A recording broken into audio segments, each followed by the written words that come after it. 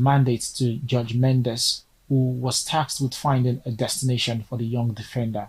That destination looks set to be the Etihad Stadium, as reports in France suggest Manchester City have seen a €50 million offer, bonuses included, accepted by Lens. Kuzanov himself has been convinced of the move to the reigning Premier League champions, and by a last-minute outbidding, the deal could be concluded in the coming hours. That's all on sports.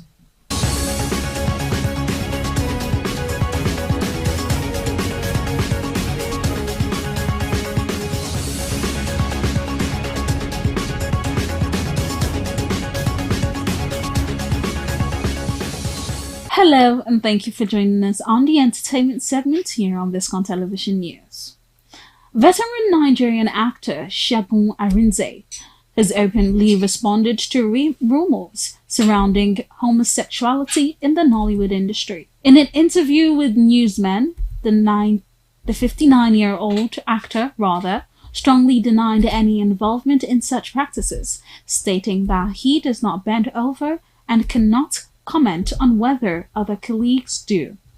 He expressed that if others engage in such activities, it is their personal choice and not his concern, emphasizing that everyone has the right to live their lives as they please. Arinze made it clear that he prefers to focus on his own career and professionalism. Arinze further elaborated that he is uninterested in the rumors and prefers to live a straightforward life without indulging in negative distractions. He reiterated that he is not involved in any homosexuality practices in Nollywood and expressed his preference for maintaining a positive professional image in the industry. His comments have sparked various reactions, with many applauding his straightforwardness and others expressing curiosity about the ongoing speculation in Nollywood. And finally, controversy has erupted following the demolition of Omega Power Ministries OPM free schools by the Lagos state government.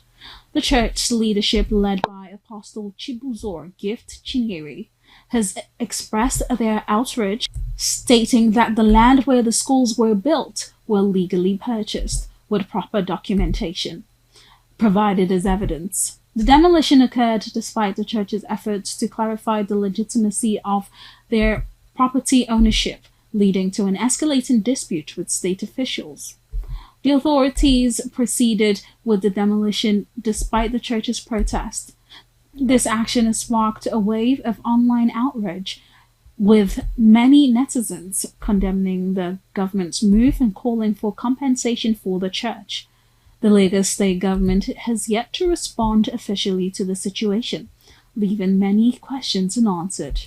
The controversy continues to fuel discussions about the legality of the demolition and the potential consequences for both the church and the community benefiting from the free education services. That's all on entertainment news. Thank you for watching.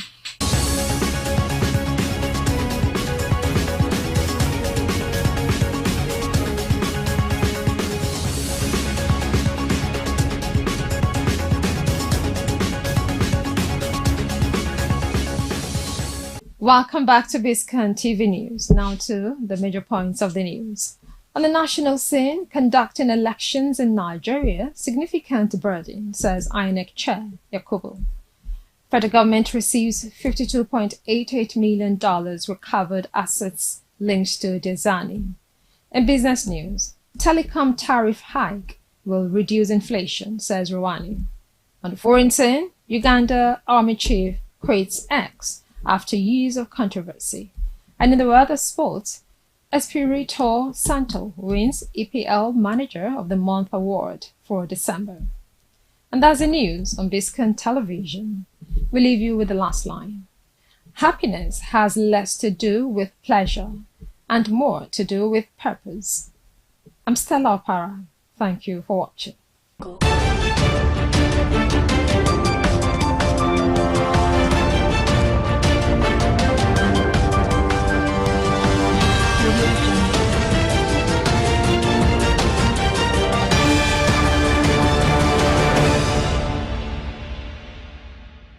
Biscon Communication Global Media Network most heartily welcomes all our viewers, fans and admirers across and beyond the shores of Nigeria to the year 2025.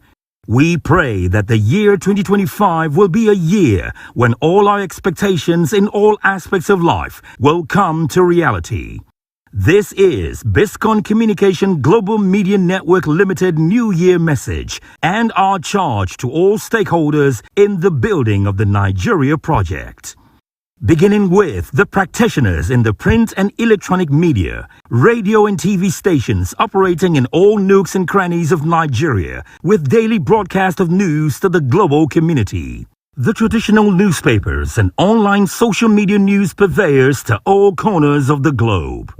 To continue to earn the respect accorded to you over the years. As worthy gatekeepers, you must all, as professionals, keep strictly to the ethics of the noble profession and resist the temptation of betraying the sacred trust by dishing out stories not properly checked that may cause negative social, economic, and political disruptions. The media, regarded as the fourth estate of the realm, have contributed a great deal to the growth and development of Nigeria from independence to the present time. Indeed, for the success of any democratic dispensation, the media play a critical stakeholder role in putting the government in power on its toes to see that the people come first in all considerations. However, the media must criticize constructively, whether of private or public ownership. For the continued success of Nigeria's democracy, which is 25 years strong and counting, quite a lot rests on the shoulders of the politicians from the different political parties. Our politicians must refrain from the unnecessary hitting up of the polity at the slightest excuse. Opposition parties are constitutionally empowered to challenge the ruling party on any issue, but avoid politicizing every sensitive issues that tend towards ethnic or religious division. Nigerians from any political party and from all parts of the country must work towards making Nigeria one strong, indissoluble entity of which generations of Nigerians yet unborn will be very proud. One super important sector in the building of the Nigerian project charged with safeguarding the lives of Nigerians and her territorial integrity are the security forces. In democratic dispensations, as we have in Nigeria today, the Nigerian police force leads the charge.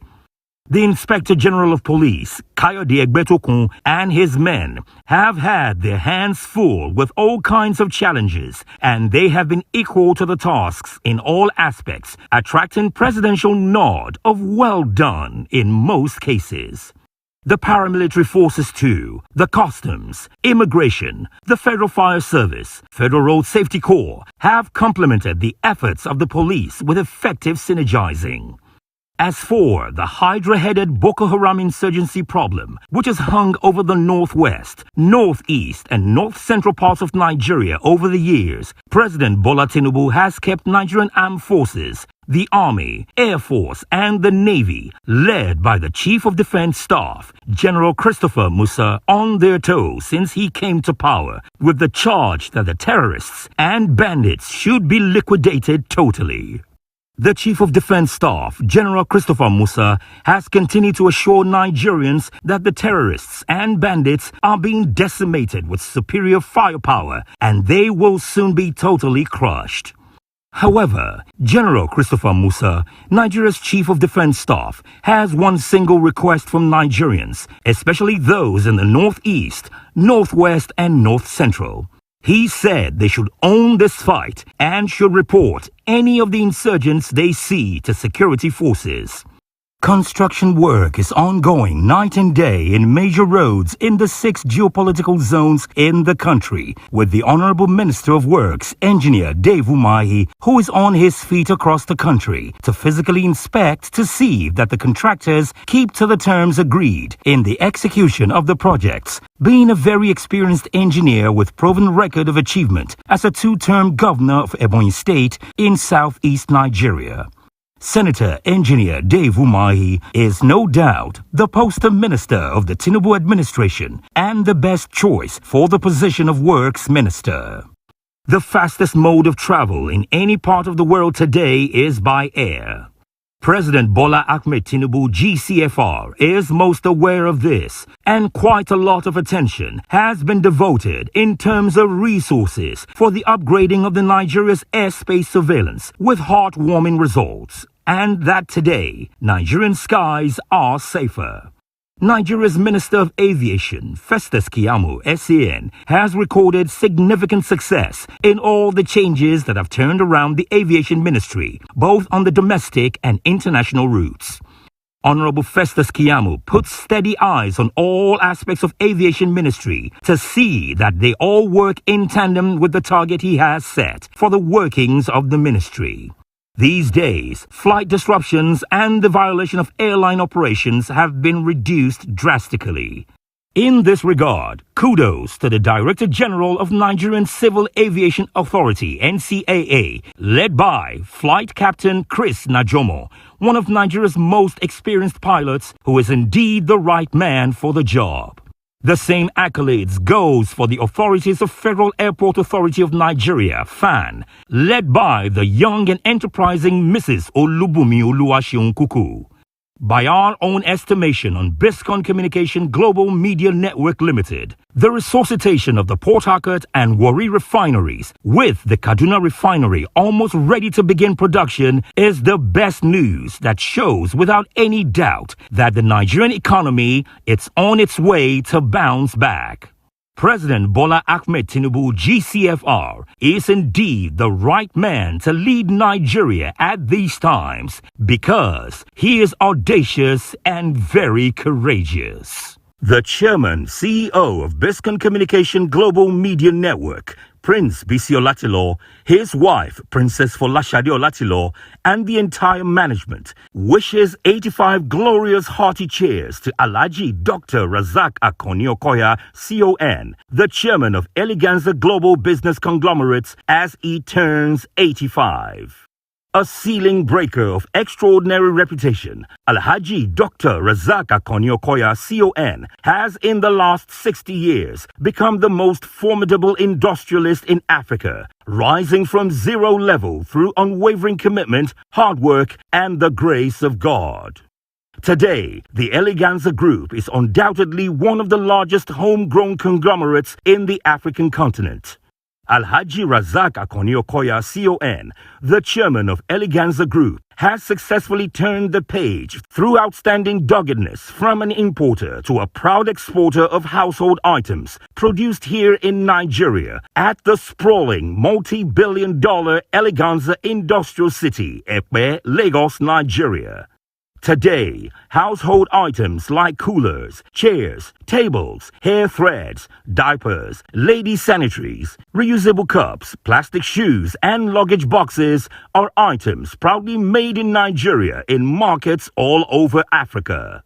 Eleganza Industries has become household names for the best quality household products through the vision and tenacity of Alhaji Razak Akoni Okoya, CON, a great ambassador of Nigeria on the international business scale. In the area of employment creation, Alhaji Razak Akoni Okoya's Eleganza Industry remains one of the leading private employers of labor in Nigeria. Alhaji Razak Akoni Okoya, CON, is also a very great philanthropist and a committed humanist with due respect for religion, on which he devotes so much in terms of resources. On the ticket of Alhaji Dr. Razak Akoni Okoya, CON, so many Nigerians have had the privilege of going on the holy pilgrimage to Mecca in Saudi Arabia. May God bless the new age of Alhaji Dr. Razak Akoni Okoya, CON, the chairman of Eleganza Group, with more robust health. The task before the newly elected Ghanaian president and its implications for Ghana-Nigeria relations. On January 7, 2025, John Dramani Mahama was sworn in as the president of Ghana, marking a significant moment in the country's political history as he returned to lead the nation once again. His re-election comes at a critical time when Ghana faces immense economic and governance challenges. The new president has outlined a vision for a national reset, emphasizing economic recovery, good governance, and regional stability. However, the road ahead will be arduous, requiring decisive and strategic actions. The foremost task before President Mahama is to address Ghana's struggling economy. With inflation soaring, unemployment on the rise, and the recent debt default eroding public confidence, his administration must prioritize policies that restore economic stability. These include renegotiating debt terms, revitalizing key sectors such as agriculture and infrastructure, and ensuring that government spending aligns with the nation's development goals. Additionally, Mahama must rebuild trust in public institutions by demonstrating accountability and transparency. His pledge to fight corruption and ensure equitable distribution of resources is a cornerstone of his governance strategy. President Mahama's return also signals Ghana's intent to strengthen its role in regional affairs. His leadership comes at a time when ECOWAS faces significant challenges, including the need to address instability in countries such as Burkina Faso, Mali, and Niger. Ghana, under Mahama, is poised to play an active role in reintegrating these nations into the regional framework, fostering collaboration and advancing the shared objectives of economic growth and political stability across West Africa. The implications of Mahama's emergence for Ghana-Nigeria relations are profound. As the two largest economies in West Africa, Ghana and Nigeria share deep economic, political, and cultural ties. President Mahama's administration presents an opportunity to further enhance these relationships. Economically, both nations can collaborate to maximize the benefits of the African Continental Free Trade Area, AfCFTA, with Ghana leveraging its position as host of the AfCFTA Secretariat. This collaboration could open new avenues for trade, investment, and industrial growth, creating mutual benefits for both countries. On the political front, Mahama's rapport with Nigerian President Bola Ahmed Tinubu GCFR sets the stage for greater cooperation in addressing shared challenges such as regional insurgencies and security threats. The two leaders have already expressed mutual respect and a shared vision for a more stable and prosperous West Africa. These engagements are likely to strengthen diplomatic ties and foster a united front on key regional issues. Culturally, the long-standing bonds between Ghana and Nigeria remain a vital aspect of their relationship. Initiatives promoting cultural exchange, educational collaboration, as well as people-to-people connections can deepen the understanding and solidarity between the two nations. By building on this foundation, both countries can reinforce their leadership roles in shaping West Africa's future. President Mahama's leadership comes at a crucial juncture, with significant expectations from both the Ghanaian people and the broader region. His ability to address Ghana's pressing domestic challenges while fostering a stronger partnership with Nigeria will be key to achieving his administration's goals. Together, Ghana and Nigeria hold the potential to lead West Africa toward greater integration, stability, and economic prosperity. Hello, folks. Welcome to another program in the series, Citizen Jones This Morning. What we do is simple. We interrogate every and any issue thrown up by my country, your country, just so you know. Today, the refineries and oil politics, NNPCL, that's Nigerian National Petroleum Corporation Limited, trade tackles with former President Obasanjo, even as he refuses an invitation. Well, you know, oil refineries in Nigeria are affected by a number of political and economic factors, including government interference, low capacity utilization, underground oil economy, corruption, and a lack of transparency, plus rivalry between local elites. Make no mistake about it, Nigeria's economy is heavily dependent on crude oil, which accounts for a large portion of the country's export earnings. federal government revenues, and gross domestic product, GDP. However, despite this, Nigeria remains one of the poorest countries on the planet. The 4 main refineries, 2 at Port Harcourt, 1 at Warri, and the other at Kaduna, have been down for upwards of 25 years plus. All country leaders, excepting Goodluck Jonathan, have been substantive Minister of Petroleum Resources. Elder statesman Chief Olusegun Obasanjo, who was at the helm for 8 years, between 1999 and 2007, had said categorically that our refineries were unsalvageable. Of course, these facilities had to deal with many challenges, including availability of capital and inconsistent government priorities. Others are cronyism and corruption. Now, the current administration believes it can do things differently. It started with getting the second Port Harcourt refinery revived, even though this is still dismissed as a bogey. And only last week, 120,000 barrel per day Warri facility returned to business. This was like bad news for revisionists. Former President Olusegun Obasanjo remains indifferent about this, whereupon the NNPCL extended an open invitation to him to personally inspect the facilities at Port Harcourt and Warri. The elder statesman considers the invitation an insult. Shall we interrogate this development? So let's meet my discussants. They're familiar to you, but let's meet and greet Habib Haruna, journalist, national affairs commentator. Habib, I greet you. Thank you very much. Happy New Year one more time. Yeah. And happy New Year to our viewers. Okay.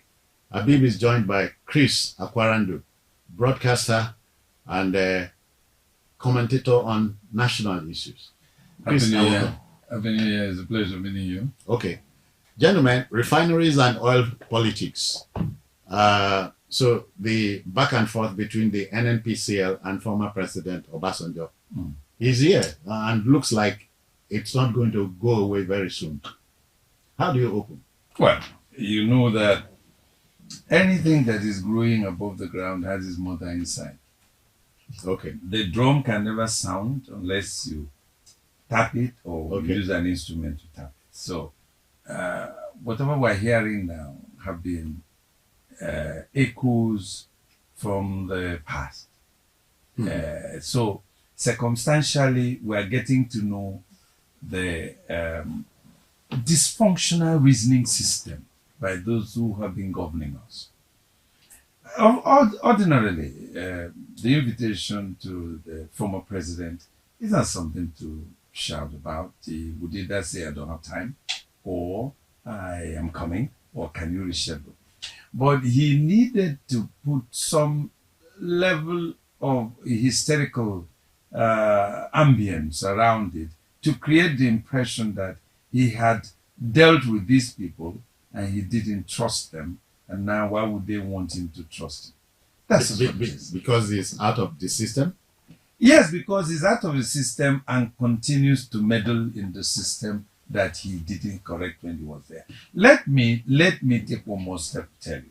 By 1999, when President Obasanjo reincarnated in the leadership of our dear country, he had the opportunity to clean the urgent stable. Okay. He had the opportunity. Okay, with his second coming. Yes, he had the opportunity to sweep everything clean. He actually had the opportunity to found a modern Nigeria. I mean, when we look back to 1949, when Chairman Mao Zedong founded modern China, People's Republic of China. It wasn't as if China wasn't existing. Of course, China has existed then, thousands of years, centuries. more than 1,000 years, in different empires, different systems, and declining.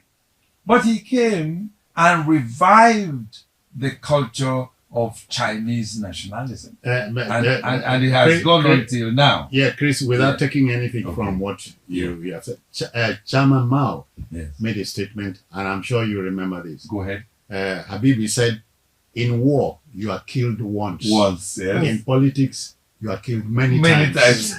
And he concluded by saying war was politics In another way. with blood. Yes. Politics was war without blood. So that appears to be that's happening what with is us. playing out. We had someone that came in 1999, having reincarnated and needed to clear the path, for growth and development of Nigeria. Reinvent Nigeria. Yes, but he murdered it out. So now he sees someone trying to do something, and he finds it emphatic that what I thought couldn't happen is going to happen. I don't see before my eyes. Before my eyes, I just see it as crocodile tears. Actually, Habib, did you see this coming?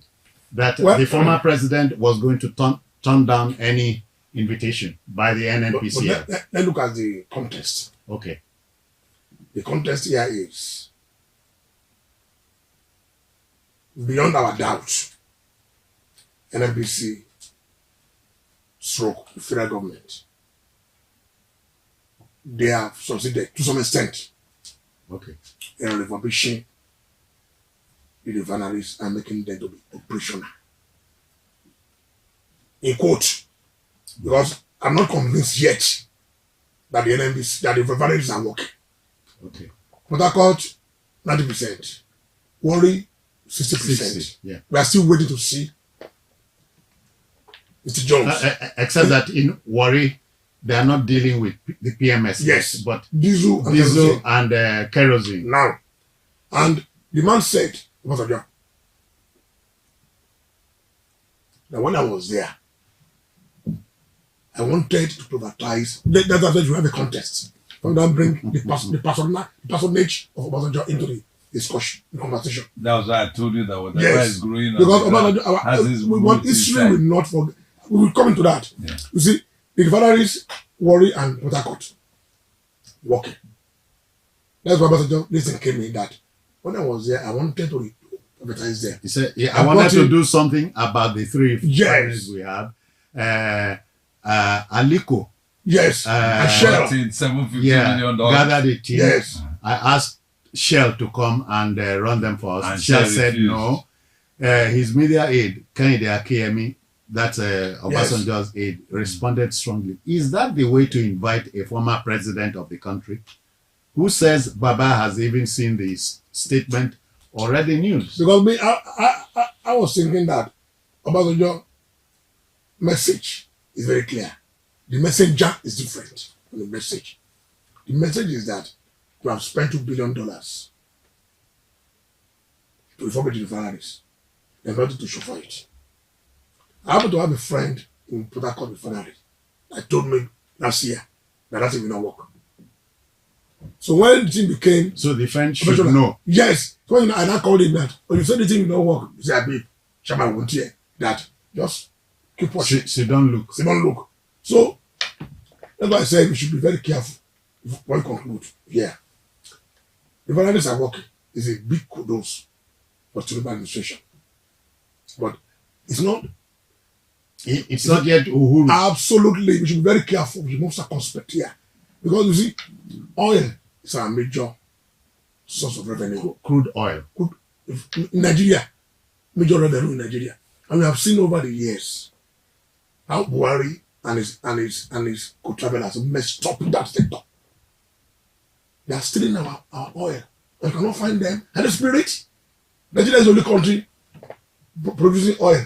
That you are stealing, people are stealing the oil. I'm telling you that some state, not state, I talk about powerful than the state. Something has been going on. Something has been going on. There's a collusion between the government, some people in government, and some people who are stealing this oil. So that is the context I'm looking at. Yeah, Chris, in that regard, let me, I hope I can humor you with this. Right. The comedian said, after a man lost a brand new motorcycle, he got to the police station to report the loss. And he was raising hell.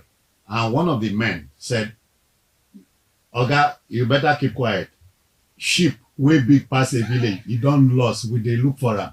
And your own one small tiny motorcycle and well, Citizen Jones, let us also look at this in context. When President Tinubu courageously announced the removal of subsidy on PMS, he knew there was going to be a backlash. He knew there were going to be hardship in the country because. And let me add this. Yes. In the build-up to the 2023 election, Yes. 3 major candidates Yes, and now they were going to do that. They were going to have, but whether it was going to have this backlash or not, I don't know. Never talked about it. But then, otherwise, subsidy in the opinion of politicians had to go. Yeah, well, yes. But then I was just going to somewhere. Sorry. Yes, go on. But do you realize that states are getting about 3 times more than what they were getting before? Yes, after the subsidy removal. From the subsidy. Anyway, so now he knew that was going to happen, but he also knew that the query would be, if you don't refine at home and you remove the subsidy, you are moving in circles. You have to refine at home in order to prove that the subsidy was not worthwhile. Otherwise, it would have been worthwhile. We were subsidizing the naira. We also know that. And now we have stopped subsidizing the naira. We were subsidizing agriculture to an extent. And now this government wants to increase subsidy on agriculture, which is done in the United States, which is done in Britain. Now, the issue is, when Dangote realized that the subsidy had been removed, he had to push the opening of his own refinery. Now, as soon as Dangote refinery was about coming on stream, NNPC, which has hitherto become a limited liability company, knew that it was living on borrowed times. Because NNPC would have been a bogus organization if Dangote refinery was the only refinery in Nigeria working, refining petroleum products, and they had to depend on that private company. So they went back to the plants people had told them, including Shell. Your refineries don't have to refine and produce the same things. In other words, all the refineries don't have to just produce PMS, AGO. No, some can do PMS, some can do AGO, some can do phosphate, and so on and so forth.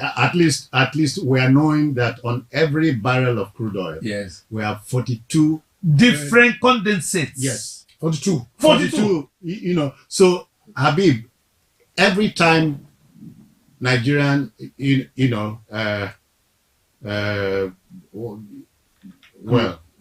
guys export crude.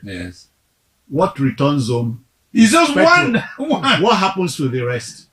Nobody is raising. So as I was telling you, just before you come in. So, it's like in the university system where you publish or perish. So NNPC knew that is either we produce or we perish. So this aspect of production locally is the only lifeline NNPC Limited has. And that is why it's pursuing it. So inviting the former president, who said it wasn't going to happen, to come, after all, they can invite any other person, but they not invited him. You said it can't work. Now we want to show you that it's working. But that is not the end of the matter. The end of the matter is, will you continue in this process or will it die before it becomes useful to the whole Nigerians? Because as it is, what we want is for PMS, for instance, to come down to like 500 naira. And what somebody like me expects in this country is that we have probably about 5,000 refineries. Yeah, no, let's put it this way. If the BUA refineries in Akwa Ibom, it's coming up. 200,000 barrels per day, added to Dangote 650,000. Yes. Plus these other epileptic ones. Port Harcourt 60, the other one 150, and then 120. Yes. We'll be somewhere. Then the price of fuel can get down to 300 naira. It can. But the most important thing we must understand this argument is not necessarily about it coming on stream, but it's about the corruption within the oil industry. If you do not kill the corruption, it will kill what us. you have started will be eclipsed by those who are kleptomaniacs. Yeah. Mr. Jones, you see, that is exactly what former president was talking about. That I've approached these people to come and run these refineries. But Shell said we cannot. Because there is corruption. There's a lot of corruption embedded. Dangote paid 650 million. Yes. 750. Which 750 million former late president returned. Yes, returns. Yeah. So this is, as he said, that is the main problem. Yes. You don't. Which is clear to only them. Government has no business in business. That is our main source of revenue. All right, let me introduce another element into this. Let me come from this angle. The good book says you pour oil on troubled waters. But from my book, what do you pour on troubled oil? Fire. Yeah, but let me tell you, you are talking about government not having, that shouldn't have anything to do with business. But don't forget that Aramco, in Brazil has just been Petrobras has just Aramco Saudi Arabia been privatized or made public. Aramco in Saudi Arabia has just been made public. So it's not easy. No, let's I know. I want the land. The way they are being run is not the same thing with that Nigeria. is the point I want to make to you. The point I want to make to you is, if we as a people want to grow, we have to start somewhere. Yeah. And I believe this is a good beginning, because we cannot be suffering like this, and this singular action of the refineries working will be a ruse. That's not going to work. People will burn down the people and the refineries. Yeah. I tell you, this country, people are beginning to understand. After all, the Japa syndrome, people are suffering now. Yes, I want to say. Have you heard Japa has a corollary now? It's Sakpa now. Japada. That's one thing. The point is, not shows that it's not. yeah, no. What Maybe is I never believe in Jackpot. no, Okay. but So they'll be coming to realize that you have to Jackpot that. that's it. So the point is, after this period of suffering, Nigerians cannot expect to have people toy with their destinies anymore. Yeah. Things will happen. And then these bogus politicians and businessmen will begin to find out that they'll be dying one by one. So, and their families, not just them, you know what happens in Italy? Yeah. They don't just kill you, they just kill your whole family. Yeah. So, what is happening in Nigeria now is that NNPC has realized that it's on a desert land. And for it to have oasis, it's got to work. Yeah. That's what NNPC is saying. So that is where I fault Chief Obasanjo. If you did not succeed in what you wanted to do, after all, what you wanted was to privatize the refinery. Chris, a little window here. Go ahead. Former President Obasanjo, Yes. in my estimation, Yes. did not have to openly reject the invitation. No, wait. No, hold on. Let's call it something. No. Wait, I'm saying it's my. What he could have gone to see for himself, because as a substantive Minister of Petroleum Resources, you understand the dynamics. Yeah. So the NNPC man shows you this is where we produce our kerosene. You will not know whether he's lying. Apart from being Minister of Petroleum, Obasanjo, during his first coming, built a refinery in Warri. Kaduna. Started the Kaduna home that Shagari completed. The NNPC. No, it wasn't Shagari. NNPC spokesperson. No, Shagari. No. Okay, joined the Shagari, yes. 1982. It was started in 1997. Yes, but the 1982 was completed. Babasanjo completed by Yes, Shagari. in 1982, yes. So you see, the NNPC spokesperson came out with a statement yesterday that they want the former president to come and visit, to take him around. Yes. They did not reject. The man said, you don't invite, that it is rude of the NNPC to invite the former president on paper. On the pages of paper. That's what they are saying. And that there's no any formal invitation extended yet to the former president. So let's get it right, please. He's not saying that he's not going, but extended an invitation, not saying that. So anything, things could still change. It's a possibility. First of all, knowing the person of our former president. I want to say this. I am one of those who don't like the way Obasanjo handles his role as an elder statesman. I don't like people meddling so much in what is happening. You can give advice. I mean, earlier on I was giving you the example of the late President Carter, and he was interviewed in 2015.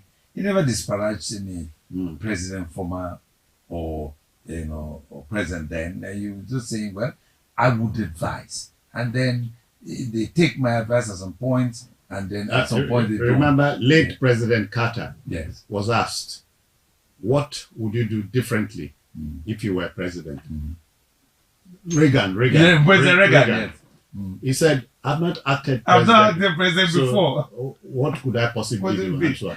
But here we are talking a man who had been country head first as a man in khaki and later transmitted to the civilian. So he had two chances to remedy things. So if he missed it the first time, the second time he should have been, because please don't pick offense here. You remember the $16 billion money under Obasanjo fixed electricity? Are we saying electricity is also unfixable in my country? Oh, now that is the point. The point is, when leaders don't think that there's history, then there will be appendages in the books of history. Or footnotes. Despite how large they think they were when they were alive. If you remember that there'll be history, then whatever you're doing, you know that it will be recalled. There is nothing wrong in making mistakes. The best leaders on earth made mistakes and owned up. If I made this mistake, but I have seen that we could do it better, and they would do it better. So if you made mistakes when you were in government with first incarnation, second incarnation, whatever it is, you can then own up to yourself that some things can be done. There is no impossibility in the development of a people if they actually wish to develop. The impossibility comes when they don't want to develop. There's a Korean proverb which says, even monkeys fall from trees. Absolutely. Which is saying everybody is I get up to mistakes. And the Japanese proverb says, you fall down 7 times, but get up 8 times. And that makes you a better person. Yeah. So we must, I was interviewing a clergy yesterday. He told me, he said, look, that there are a lot of elites who are saying the country is bad, the country cannot be better, and they are the ones leaking from the pot. So the people are just watching them leaking from the pot, and they are telling the same people, it can't be done. So what are you leaking? That is the problem we have in this country. If we have elder statesmen, whether you've been in government or in business or in religion or whatever, and you are an elderly person, and you advise leaders, then leave them not to take what you've said. Don't bother about the outcome of your advice, but advise. But if you keep meddling then one day you will just be insulted. Yeah. I don't want to say that the former president has been insulted, but I want to say that don't make statements in finality Yeah. in governance, Yeah. because things can change in a second.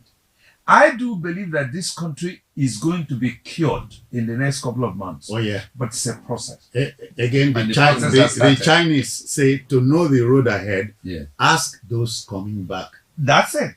They will tell you. Absolutely. Yeah. Yes. This was also what Chairman Mao did. Okay, of course, while Chairman Mao closed China to the rest of the world, speak Chinese, understand Chinese and all that, it has also helped them to build, first of all, their confidence as a people. Add that to what the father of modern India, we talked about him earlier. Oh, Mahatma Gandhi. He said, Mahatma Gandhi. he said he barred second-hand clothing. Yes. Today, Indians are world leaders in Textile. production of textiles. Yes, of cotton. So They are taking it to Bangladesh, and in Bangladesh they're sewing these $1 shirts that they're exporting to America. hear this. I was in my state in February of last year, and my cousin insisted on taking me to the ecumenical center. And I asked him, how much did you expend on the structure? 35.2 billion naira to go and see an edifice. If I get there, am I dropping anything? He said, I don't know. I said, while we were in primary, secondary school, as I said earlier, that we were world's producers of palm oil products. Yeah. Do you know the bulk of that palm oil came from today's Akwa Ibom and the Cross River? Akwa Ibom, Cross River, Edo, present Edo, and parts of Imo and Abia. If you expended 2 billion of the money you used in building the ecumenical center on reviving the palm, you would not only have revived the oil milling business. Yes. You would keep the Akwa Ibom man and woman busy. Working, busy, and earning a living. Especially now that we are importing finished palm oil from Malaysia of all places, unashamedly. Yeah. Don't you think Akwa Ibom will export palm oil to Nigeria? Yes. He said, brother, not true. So here we are. That is the problem we are facing when you see all Nigerians focusing on Abuja. Yeah. What is going on with the federal government? What is Tinubu doing? The state governors are like emperors. No, there are problems. There are problems. Yes. That's what the man told them last week. Tinubu. Yes. You guys should make Nigeria. Oh yeah, he told the governors, and then I think one of them was crying. Yeah, you need to make it work. Yes, one of them was crying. What you saw in Akwa Ibom, that is what they are doing all the states in Nigeria, because they don't have priority. Focus on things that benefit the people. You hear states that don't have a need for it going for airports. Yeah. Look, for example, in the state. I said look at Ebony State. Abia. Look at Abia State. You don't need it. I say and it's so worrisome because we are not making enough noise about what the state governments are doing. Because you know what? This focus is on the center. Yes, because you know what? Most of these state governors have the state assemblies in their pockets. Yeah. So no one is holding them responsible. No one is holding them accountable. And so when the present we are having a very big problem. The present government in July 11 last year tinkered with local government administration, and the Supreme Court made that pronouncement. The local government should be financially independent. Yes. Governors. We are still battling that. Yeah, but we're almost there. But that's also Citizen Jones. In taking this discussion. That is also one of the most important steps we've taken. It started from the Buhari administration when he talked about their finances being independent and all that, and of course state governors agitated. And this one, they went to court. this present government now sought to the finality at the Supreme Court. So now you see state governors holding local government elections. Sorry, in Buhari's time, if you recall, governors went to court. Yes. The Supreme Court said Mr. President cannot, by issuing an executive order, make the thing wholesome. Yes. But this one went to the Supreme Court. So now it's legal. So if you notice, all states are beginning to hold local government elections, inviting INEC through their state electoral commissions. And the whole idea is, if you don't have functional local government system, you won't be receiving elected. That's why I say functional. Yes. So you can't receive the funds. So now it is a beginning. It's not as if it's a wild wind that will just happen immediately. You see, as we keep going, those people within the local government system will now begin to see that they've got powers to put somebody there or remove somebody from there or query the person that is there. It's a process. And I can assure you, in the next 5 years, the local government system will stand and it will now become the building block of our political system. And it will help us. As a corollary, yes, they will difficult for it to work. Yeah, but I'm a political reporter. Everything is difficult. It will be very, very difficult. It will work. You see, most of the elections that are organized in the states, they are fraudulent. Yes. They are rules. Yes. These people are appointed and not elected. You know, there's no way the governor will allow the councils to work. No, but Habib, no. There's a legal, there are legal parameters now. Go ahead. You see, most of these council but no fall. Yes, I will not. Most of these council chairmen are the boys and members of the governors. Yes.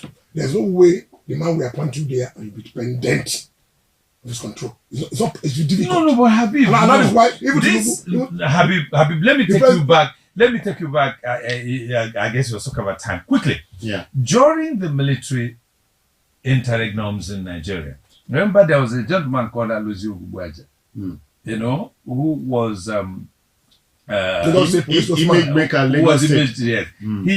told the then president Babangida that you were destroying the police force so that you wouldn't have any.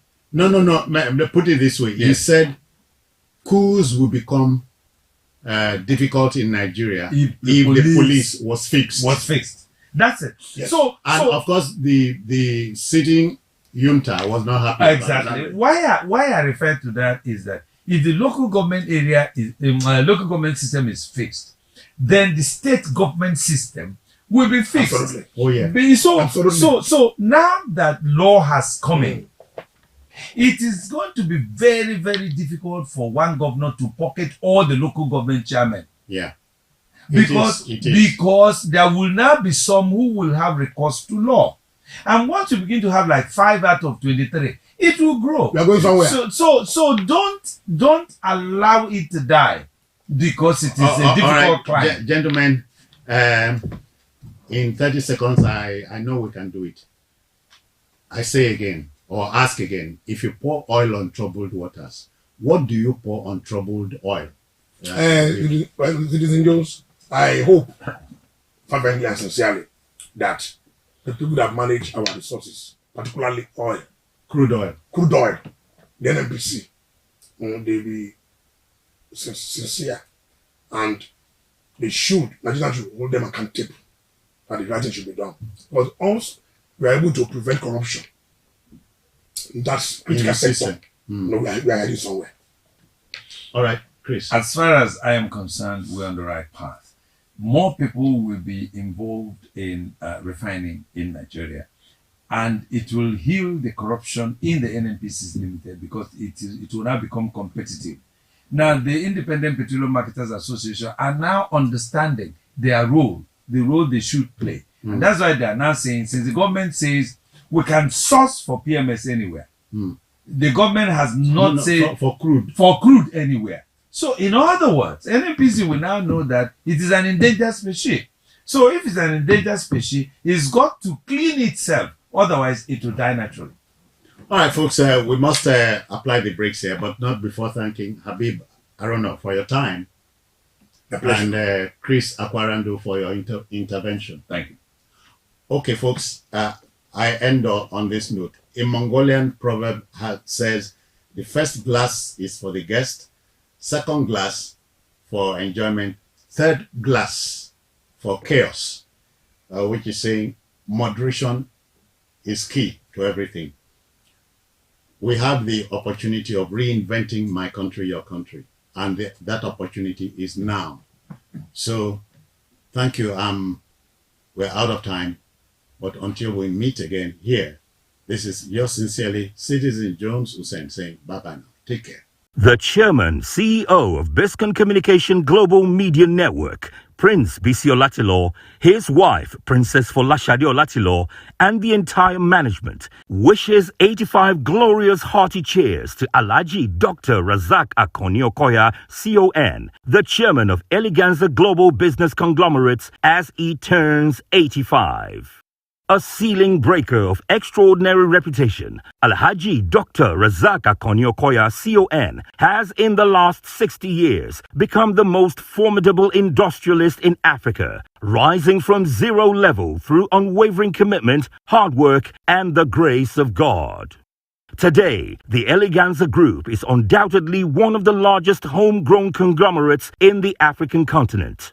Alhaji Razak Akoni Okoya, CON, the chairman of Eleganza Group, has successfully turned the page through outstanding doggedness from an importer to a proud exporter of household items produced here in Nigeria at the sprawling multi-billion-dollar Eleganza Industrial City, Epe, Lagos, Nigeria. Today, household items like coolers, chairs, tables, hair threads, diapers, lady sanitaries, reusable cups, plastic shoes, and luggage boxes are items proudly made in Nigeria in markets all over Africa. Eleganza Industries has become household names for the best quality household products through the vision and tenacity of Alhaji Razak Akoni Okoya, CON, a great ambassador of Nigeria on the international business scale. In the area of employment creation, Alhaji Razak Akoni Okoya's Eleganza Industry remains one of the leading private employers of labor in Nigeria. Alhaji Razak Akoni Okoya, CON, is also a very great philanthropist and a committed humanist with due respect for religion, on which he devotes so much in terms of resources. On the ticket of Alhaji Dr. Razak Akoni Okoya, CON, so many Nigerians have had the privilege of going on the holy pilgrimage to Mecca in Saudi Arabia. May God bless the new age of Alhaji Dr. Razak Akoni Okoya, CON, the chairman of Eleganza Group, with more robust health. Once more, Major Paul Abba retired for the commentary so far. Your Excellencies, most distinguished invited guests, very senior officers, ladies and gentlemen, it's been an event unfolding here at the National Cenotaph where the 2024 Armed Forces Celebration and Remembrance Day is taking place. We have witnessed the arrivals of several dignitaries that have come all the way to grace this very important occasion in the history of the Nigerian Armed Forces. Climaxing the arrival was the arrival of His Excellency, the President and Commander-in-Chief of the Armed Forces of the Federal Republic of Nigeria, President Bola Ahmed Tinubu, GCFR. At the moment, what you are witnessing is the special guest of honor being led by the Commander Gas Brigade to join other dignitaries that will be laying rib this morning. Distinguished guests, ladies and gentlemen, please happy viewing.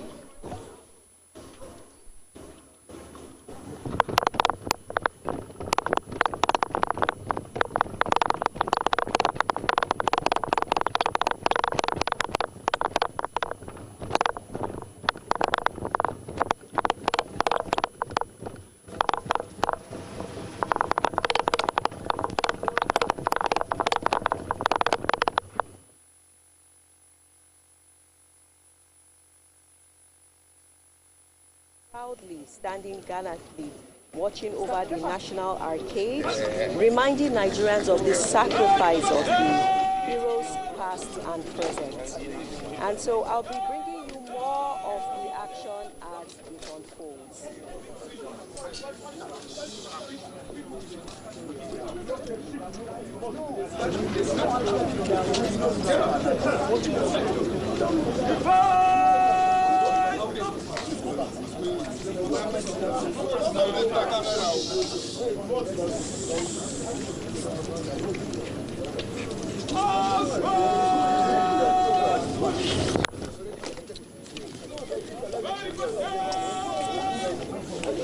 The mic is tangled.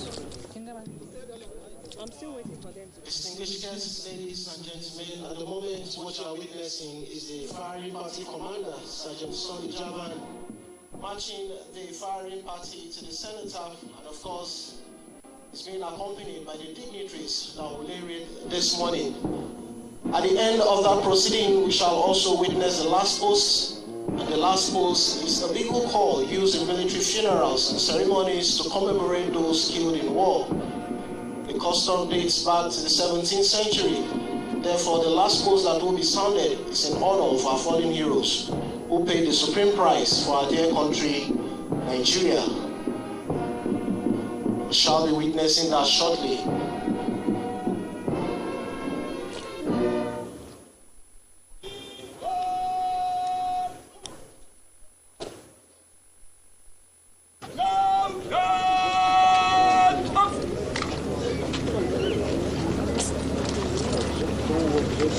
And so the firing party has approached the base where the President and Commander-in-Chief of the Armed Forces, President Bola Ahmed Tinubu, any moment from now will be laying the wreath. And just a quick rundown of the significance of this act.